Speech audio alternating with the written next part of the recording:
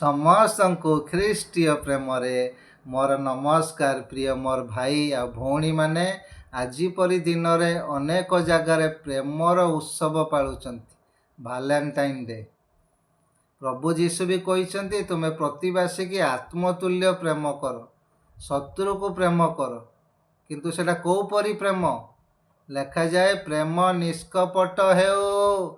ମୋର ଭାଇ ଭଉଣୀମାନେ, ଆଜିକାର ଜଗତର ଲୋକମାନେ ପ୍ରେମ କରନ୍ତି, ତାଙ୍କ ପ୍ରେମ ପଛେ କପଟତା ଥାଏ, ତାଙ୍କ ପ୍ରେମ ପଛେ ସ୍ୱାର୍ଥ ଥାଏ। ଶତ୍ରୁ ଶୈତାନ ବି ବିଶେଷ କରି ଯୁବା ଯୁବତୀମାନଙ୍କୁ ଏହି ପ୍ରେମରେ ପକାଇ ନଷ୍ଟ କରିଦିଏ।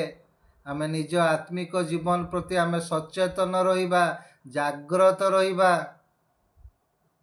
ଆମେ ଦେଖୁଛେ କୋଉ ପରି ଶତ୍ରୁ ଶୈତାନ ସାମସନ୍ ଜୀବନରେ ଗୋଟେ ସ୍ତ୍ରୀ ଲୋକକୁ ଆଣିଲା ଆଉ ତାକୁ ନଷ୍ଟ କରିଦେଲା।